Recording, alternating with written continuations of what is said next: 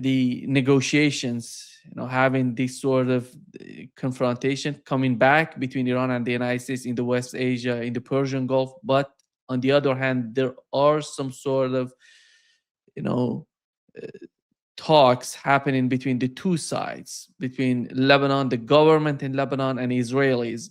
What is that all about? And what is the perception in Lebanon?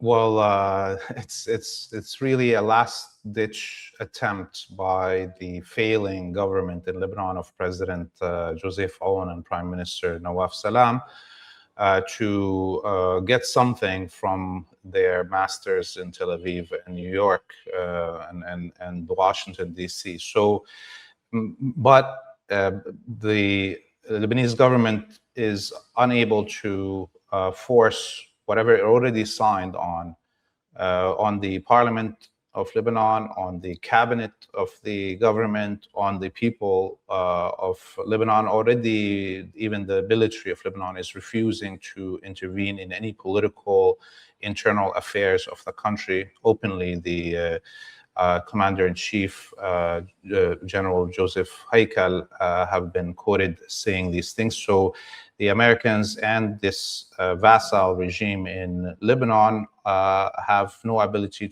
to deliver on anything this government signs on. And there's demonstrations already called, and this is the first time we're going to be seeing actual political parties join these demonstrations in Beirut around the government, barracks and offices and parliament and what have you. So it's clear that maybe this team that's going to go and negotiate with the Israelis in Europe will probably, if they come back, they're not going to find the government. This is the situation in the country. The U.S., as we heard multiple times, has been threatening to bring its own forces to Lebanon, but I have doubts that they can do that. Yeah, but I don't know what is the perception on the part of the Hezbollah, or is there any sort of talks between the government and Hezbollah and political parties, basically, not between the two. We have the parliament, we have Hezbollah, which is the parliament somehow close to Hezbollah. And what is the perception in Lebanon and among the political parties? Yeah, so we heard, of course, in the last speech of Sayyid Naim al-Qasim, the Secretary General of Hezbollah, during the commemorations of the funeral of Ayatollah Ali Khamenei, that the agreement, according to Hezbollah, is null and void already, and that Hezbollah will be defending Lebanese territory and liberating it. So they are, and that if anyone has the basically backbone, come and face us. So it's Hezbollah, I think, is very comfortable because it also knows that the vast majority of Lebanese people look at this, no matter what their background religiously or regionally in terms of which part of Lebanon they live, they look at this as a humiliating agreement that has been unheard of before in the struggle, more humiliating than Oslo agreement that Abbas and Arafat before him signed. So we're at this point where there's this detachment. The Speaker of the House, who leads Al Amal Party, Nabih Berri, a member of Parliament, Nabih Berri, he has also said publicly that he hasn't had any communications directly with the president since this agreement was being pushed in Washington. So there's a detachment right now between the parliamentary power and the presidential and prime minister's power and the military. And behind the Speaker of the House, when we look at the breakup of the Lebanese parliament, the 22 parties have signed on statement condemning this agreement and refusing it. So we're talking parties that are Christian, parties that are Armenian, parties that are Shia, parties that are Sunni, parties that are socialist, Druze, and what have you. So there's the vast majority of the parties in the parliament democratically oppose basically this agreement. So the country is at a crossroad and is happening simultaneously as the United States is trying to destabilize Iraq and Yemen, creating internal strife that is, as we see in Yemen, there's the axis of resistance is succeeded in repelling any plans to create chaos in it. Lebanon is the West is and the empire and the Zionists are not going to fare better in Lebanon. Actually, their situation is worse, I think, for their lackeys and vassals inside the country. Yeah. The Prime Minister of Iraq went to the United States, meeting with Donald Trump, and it seems Washington is pursuing serious policies in Iraq. Maybe some political reforms. They have done that, and with the Prime Minister, with the new Prime Minister of Iraq. But the what are the main objectives, and how viable are those objectives when it comes to Iraq and the combination of forces in Iraq? Yeah, like the landscape in the country Iraq. When we look geographically, the south is vast majority Shia, the center and the north west is Sunni, and the northeast is the Kurdish population that is also Sunni. So you have regional feuds basically that the Americans can play on. And as we see, that extends to the ability of the United States to intervene in Iran through the Kurdish population.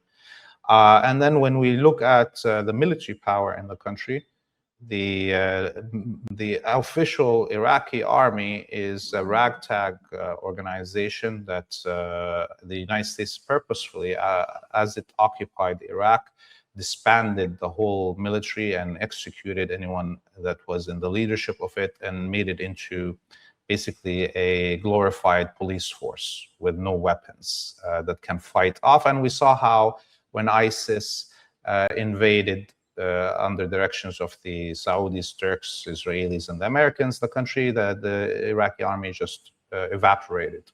And it was up to what came to fill that gap, as happened in Lebanon in the 1980s, the birth of the popular mobilization units to kind of mimic the situation of Hezbollah being birthed after that collapse of all military forces in Lebanon that could defend the country from Israeli occupation.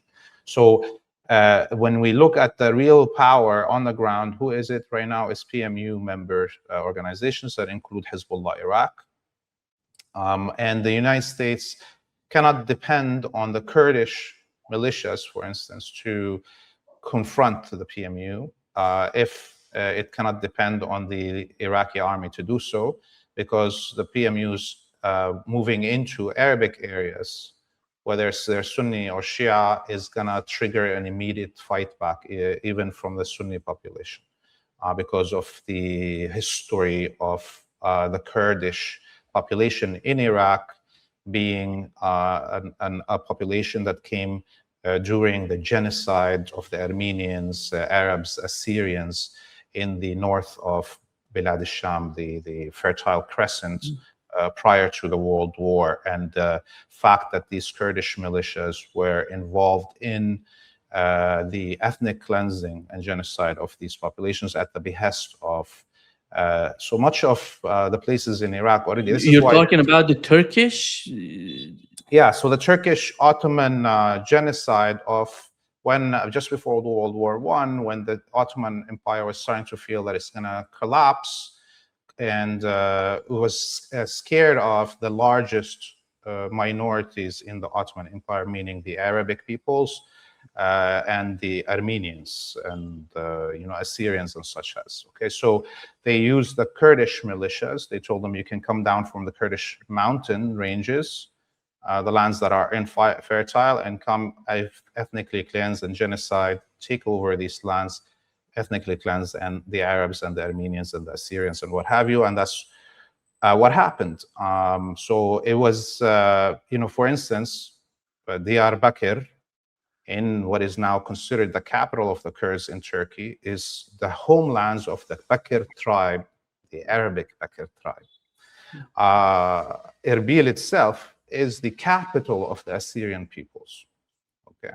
Ethnically cleansed of Assyrians, in that period, and the Kurdish invasion. So using Kurdish militias to invade other parts of Iraq will trigger a nationalist, a sentiment within the Arabic population, no matter what their religious background is. Okay, and also the Assyrians and Chaldeans and what have you, all of the Christian Arabic populations.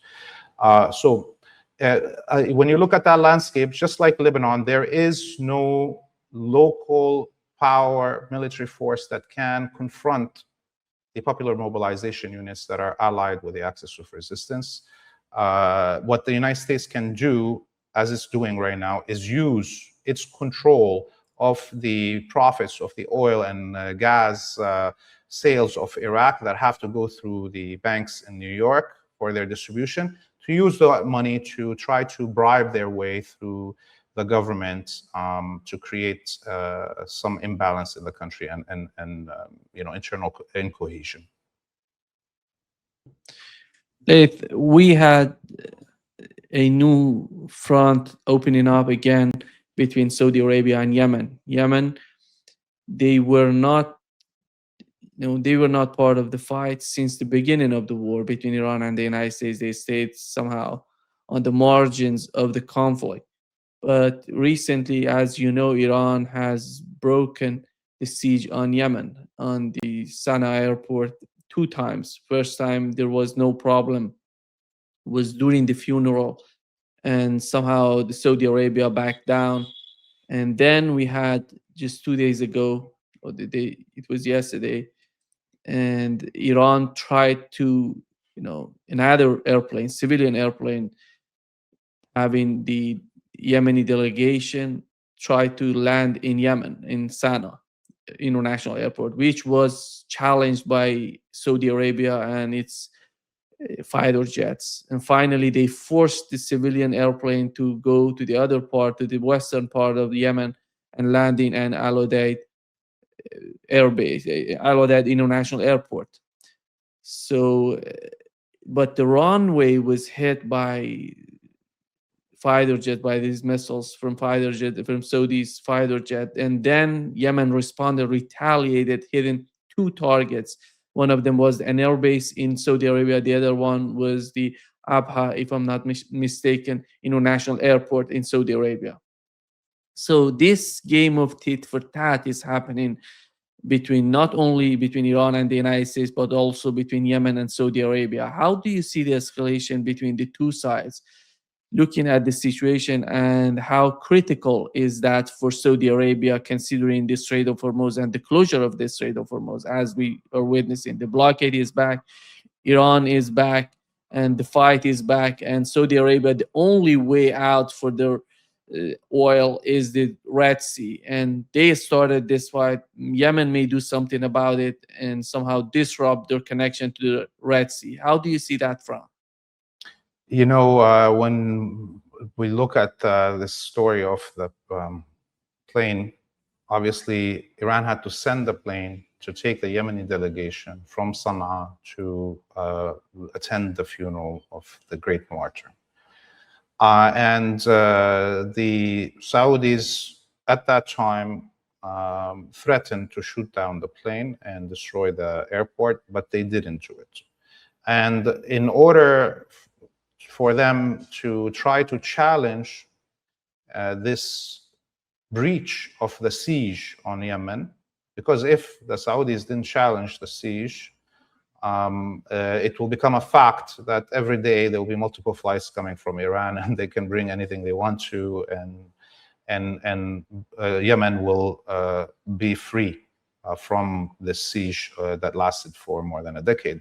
So that wasn't going to be allowed by the Saudis. So what they did is, as the plane was coming back, they didn't also attack the plane. They were too scared of the response if they did that.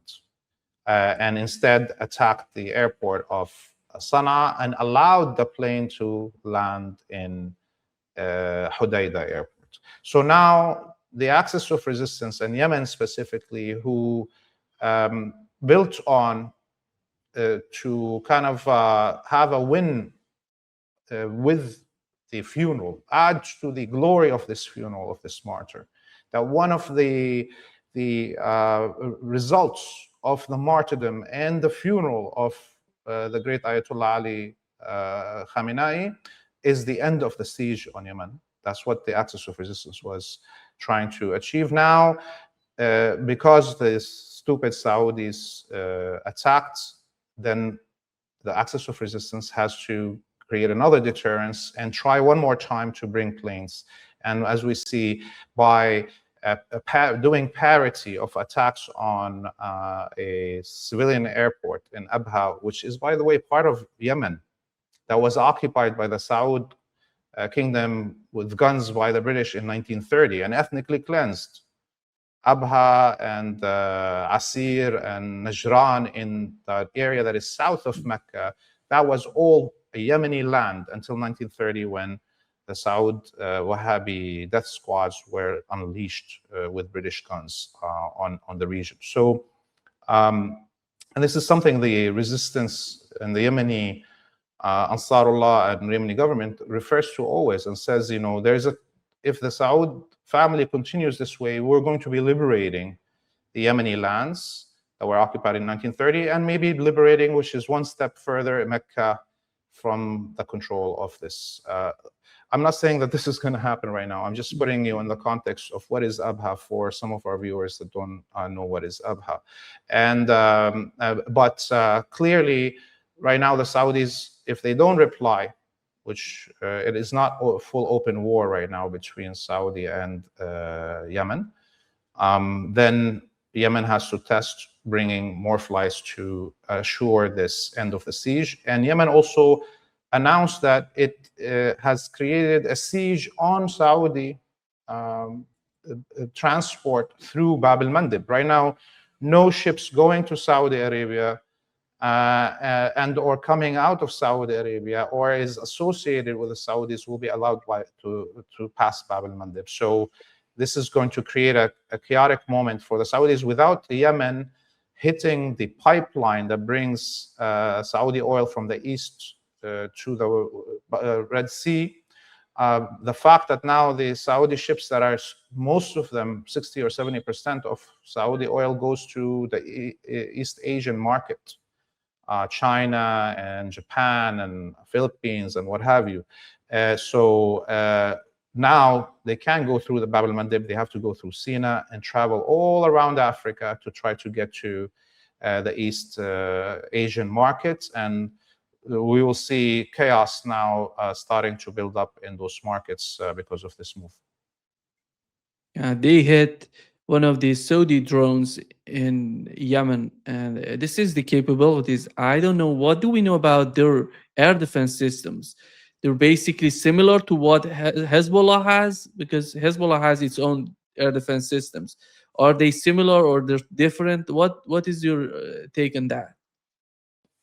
I think what the Yemeni armed forces have is more developed and more advanced, not because Hezbollah cannot have these developments, but because the territory of Lebanon is really hard to hide air defense systems and radar systems that have to go with these air defense systems, especially when you have a lot of intelligence agencies everywhere and the country is contested. At least in Yemen, the areas that Ansarullah and the National Yemeni Army are in control of are uncontested, and they can put whatever they want to anywhere. And so what we see actually, the air defenses that the Yemenis have are clearly closer to what Iran has.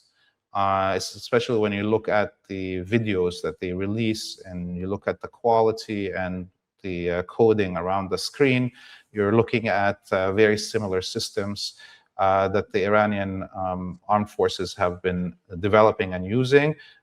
Most probably, there's also Yemeni engineers that are working for a long time. Iran, the way it works with axis of resistance members or anti-imperialist forces like the old Syria and North Korea and the old Pakistan, was joint development, engineers exchanges and so forth. So Yemen could be building parts of these systems and or getting them from Iran. And in general, of course, this is why the Saudis are freaking out, because if there is flights coming directly before this, challenge flight that Iran and Yemen put forward, if you wanted to go to Sana'a, when the airport was open, you had to go through either Riyadh or the capital of the Saudi kingdom, or Amman, the capital of the Jordanian state. And you had to get approval from the intelligence of the Saudi government and the Jordanian government to get on this flight. So there was no way for this movement between Iran and Yemen to be safe. I think that Yemen and Iran will try to make this into a permanent reality.